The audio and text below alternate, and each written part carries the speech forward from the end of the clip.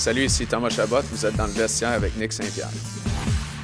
J'ai assez hâte d'y parler. Maxime Jolicoeur qui en allons à dire sur le monde du curling. On lui passe la parole right through. Il nous a souvent dit que s'il s'était levé les pieds, il aurait probablement connu une plus longue carrière au hockey. Il fait maintenant partie de notre grosse équipe et a sa place sur la galerie de presse lors des matchs au Centre Canadian Tire. Reporter attitré à la couverture des sénateurs, voici Maxime Jolicoeur. Présentation des résidences Stone Mount, Monsieur Jolicoeur. Maximum Overdrive, Max Beauty Art pour les intimes. Comment allez-vous? Va très bien, Nick. Écoute, pendant les Olympiques, ça va toujours bien. Il y a du sport tout le temps. C'est long avant le médaille d'or, là, mais ça va venir. Ça va venir. Ça va venir. J'ai regardé le patinage de vitesse aujourd'hui. On a une médaille de bronze. Mais ça, vu que tu en parles, là, je sais pas, j'ai comme l'impression, là, puis je suis un petit peu plus vieux que vous autres, là, mais j'ai comme l'impression que la tendance canadienne, c'est toujours la deuxième semaine où les médailles d'or commencent à rentrer. On a, ouais. Je sais pas, on a tout le temps un lent début d'Olympiade. Oui, mais je me souviens, avant Vancouver, Nick, je me trompe pas, là, il y avait comme un gros dialogue disant, écoute, on n'a pas gagné de médaille, on est à la maison, puis ensuite, écoute, on a ouvert les portes, puis on les a gagnés, là. Les médailles ont encore une fois, déferlé. Nick, c'est ça, puis là, aujourd'hui, on avait peut-être des espoirs de médaille d'or, on l'a pas eu, mais regarde, les médailles, c'est des médailles, puis comme tu le dis, ouais, OK, on va certainement moins, selon moi, une médaille d'or, peut-être deux, je sais pas si les femmes vont être capables de battre les États-Unis, mais une chose est certaine, on s'occupe pendant les Olympiques. Oui, tout à fait. Puis quand on se compare, on se console, mais quand on se compare, des fois, on dit tabarnouche, il faudrait faire des choses autrement. Quand on a eu bien des médailles à Vancouver, c'est parce qu'on s'est donné l'argent pour le faire. À nous, le podium, souviens-toi. Là, on se bat contre un pays qui s'appelle la Norvège, qui a même pas la moitié, puis ils ont plus de médailles que nous autres en ce moment au classement. Je dis ça de même, là, mais il me semble que des fois, on devrait. C'est quoi qu'on fait pas de bien? Ou c'est quoi qu'on fait peut-être. En tout cas, écoute.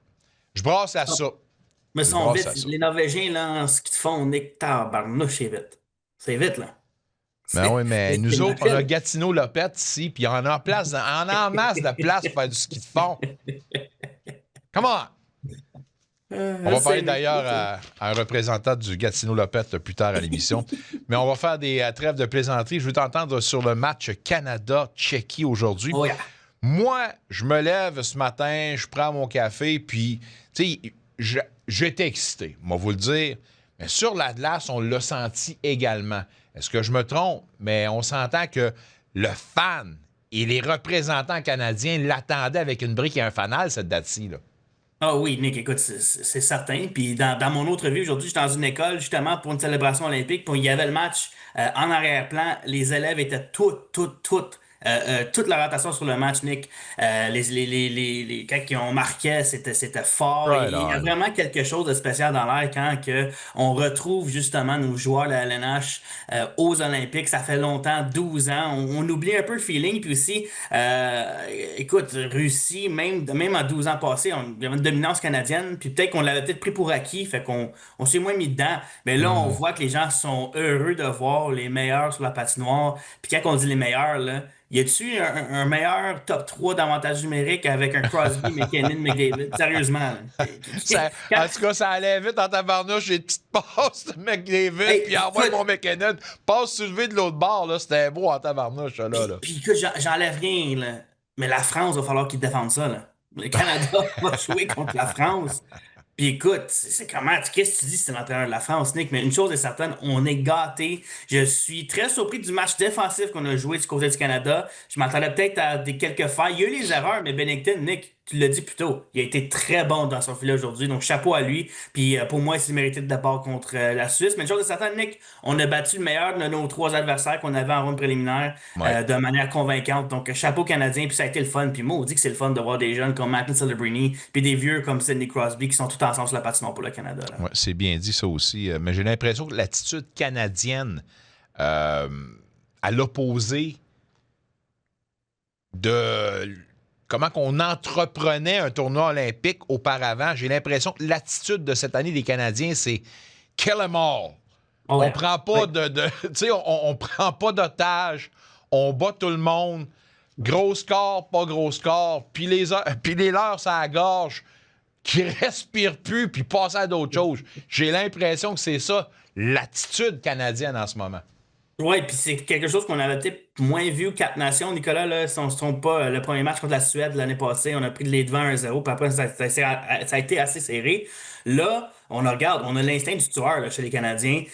Faut pas oublier, là, John Cooper, autant décoré qu'il est, c'est ses premiers Jeux Olympiques aussi. Lui, le bonhomme, il est pas là pour aller Incroyable. voir, pour correct si on perd un petit match, je veux juste qu'on ait de la chimie. Non, non, on est là pour dominer. On est là pour monter notre confiance, Nick. Puis je pense qu'on a commencé à trouver de la chimie. Le but de Mark Stone avec Mitch Marner, il y a un peu de chimie là, on l'a vu, là. Ça a été tout un jeu. Donc, je pense que l'objectif 1, bien sûr, c'est de gagner. Mais aussi, deuxièmement, trouver des bons trios, trouver des bonnes parades défensives. Puis je pense que jusqu'à présent, tu l'as fait, mais ça a été vraiment une domination des Canadiens contre la Tchéquie qui, eux, doivent se dire, écoute, la Tchéquie aussi, ils se disent la même chose que le Canada. Pour nous, c'est la meilleure équipe qu'on a amenée aux Jeux Olympiques. Et puis on s'est fait dominer 5-0 contre les Canadiens. Mark Stone, celui qui nous a glissé entre les doigts. Chaque Bof. fois qu'il représente le Canada, chaque fois qu'il connaît du succès, quand il a levé la Coupe Stanley, il me dit tabarnouche, il aurait dû faire ça avec l'uniforme des Sénateurs. 100% The d'accord one avec that toi. got away. The one Oh, that yeah. got away. Pour l'instant, take no prisoners, les Canadiens. Go. Go, Canadiens, go. Curling. Les Oui. résultats d'aujourd'hui et demain, il y a un gros rendez-vous. Mais avant toute chose, parle-moi justement de ce qu'on a vu aujourd'hui. Après, évidemment, le mix. C'est maintenant place au tournoi hommes et femmes. Qu'est-ce qu'on a retenu Oui. aujourd'hui? Oui, les hommes qui ont débuté leur tournoi hier, Nick, aujourd'hui, c'était une journée de congé, mais ont battu les Merci. Allemands. Ça a pris le bout d'extra, mais on a quand même gagné du côté du Canada. On voyait vraiment peut-être un peu de nervosité. On s'est habitué à la patinoire, mais c'est une victoire tout de même pour Brad Jacobs qui va avoir 2 matchs demain contre les États-Unis et puis la Suède. Du côté féminin, Rachel Homan qui a pris la patinoire pour la première fois ce matin contre le Danemark. C'était un début. Écoute, c'est à 3 heures du matin. Malheureusement, je ne l'ai pas écouté. J'ai regardé les faits saillants après. Un gain de 10-4. Mais Rachel Homan, pour les 2-3 premiers bouts, semblait être une leader nerveuse un peu. On peut comprendre, le moment est énorme.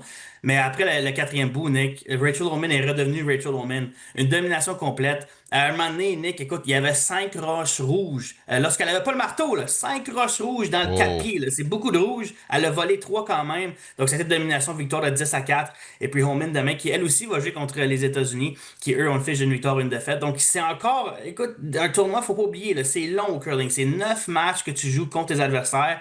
Le top 4 avance aux demi-finales. Et puis, écoute, la règle d'ordre, vraiment, Nick, là, c'est après 3 défaites, là, tu commences à te compliquer la tâche pour justement se qualifier là. Donc, du côté du Canada, on commence bien les deux côtés. Une victoire, aucune défaite et 2 balles. Mais demain, Nick, pour les hommes, là, c'est 2 gros matchs contre les Américains. Et les Suédois qui, eux, Nick, 0 et 2, c'est les champions au titre l'année passée. Donc, eux vont vouloir tourner la vapeur rapidement. Donc, j'ai hâte de voir ce que ça va donner. Mais encore une fois, on a d'excellents représentants du côté du Canada aux Jeux Olympiques. L'impression que j'ai, c'est que peu importe le sport, les rendez-vous Canada-américains ont pris une recrudescence au niveau de la rivalité. Puis surtout avec le fanfaron au sud de la frontière qui nous appelle un des pires pays en ce moment. J'aurais pas commencé. Mais ceci dit, Ça va aller, là. ce que dit le gros orange au bas de l'affaire, ça fait qu'amplifier tout simplement ce qu'on vit au niveau sportif. Puis ces matchs-là, comme je dis, peu importe le sport, reprennent une connotation bien différente de ce à quoi on était habitué avant. Là. Certainement, Nick. Puis aussi, il y a un parallèle à faire avec le curling et le hockey. Pendant longtemps, les équipes canadiennes au curling dominaient ces championnats. OK? Au niveau mondial, on était the one. On dominait.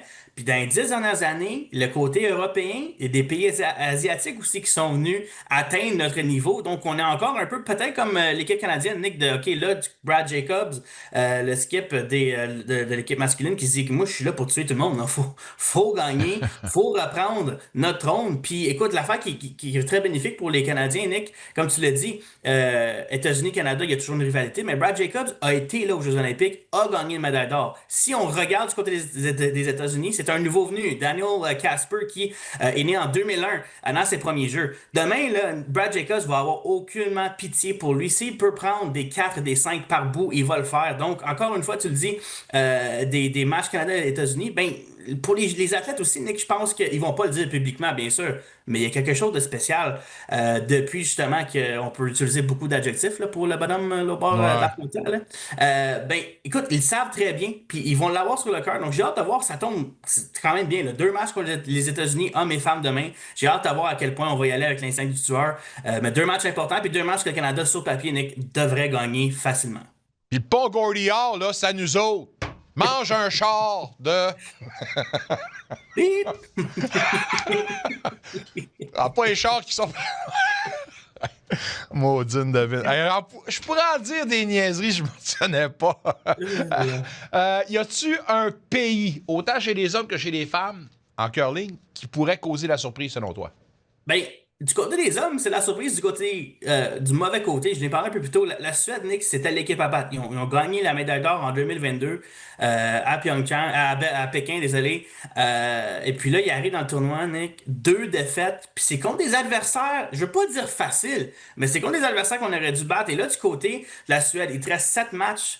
Nick, tu peux probablement te permettre une autre défaite. Ça ajoute la pression beaucoup. Et ça pourrait vraiment bouleverser le classement du côté masculin. Peut-être une jeune équipe comme les Allemands qui pourrait justement se classer dans le top 4. Donc, moi, la surprise côté masculin, je garderai un œil sur les Allemands qui ont joué un excellent match contre les Canadiens, qu'ils ont amené justement dans le bout d'extra, Nick, qui est quand même spectaculaire. Habituellement, le Canada domine contre l'Allemagne. Du côté des femmes, il y a quand même une séparation. Si tu regardes les Américaines, les Italiennes, ils vont être plus vers le fond du classement, malheureusement. Les Sud-Coréennes, eux, peuvent surprendre. C'est de gauche ou de droite.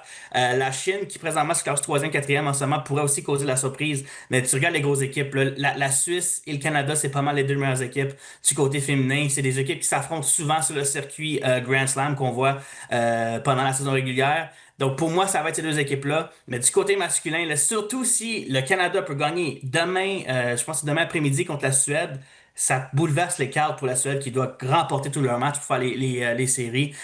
Donc, une chose est certaine, Nick, c'est oui, sur papier, tu peux être bon aux Olympiques, mais quand tu arrives là-bas, comment tu contrôles tes émotions? Puis il faut le mentionner aussi, c'est la première fois qu'on a une aréna vraiment pleine là, au curling depuis 2018. Ça peut jouer un rôle. Là, à Pékin, c'était pas plein, donc on entend vraiment les partisans présents, surtout les partisans américains et italiens. Donc j'ai hâte de voir ce que ça va donner, mais une chose est certaine, c'est du bon curling. Il y a des lancers de précision avec beaucoup de pression qu'on voit de match après match. Et puis les équipes qui livrent la marchandise. Je sais qu'à la maison, il y a des gens qui n'écoutent pas le curling souvent, mais je vous encourage à l'écouter pour les Jeux olympiques. Faut pas comprendre toutes les règles. Même moi, des fois, je comprends pas toutes les règles. Ça fait juste 2-3 ans que je suis ça de manière constante. Mais une chose qui est vraie, Nick, c'est que c'est des athlètes de haut niveau. Là. Je sais que les gens ils disent des fois, bon, c'est des bonhommes qui sont pas en shape. Ils sont en shape et pas à peu près. Donc, je vous invite à regarder ça. Là, c'est du bon curling. Ça fait longtemps que j'y pense, mais je vais terminer là-dessus, mesdames, messieurs, en le disant, puis le fond de ma pensée à part de ça. Dans les dires de Maxime Jolicoeur, depuis le début de la saison, je sens une certaine crainte. Certaine crainte, pourquoi? Parce que j'attends encore mon invitation pour un match au sommet de curling, mesdames, messieurs. Peu importe l'endroit, name it, I'll be there, Maxime Jolicoeur. You're on the spot.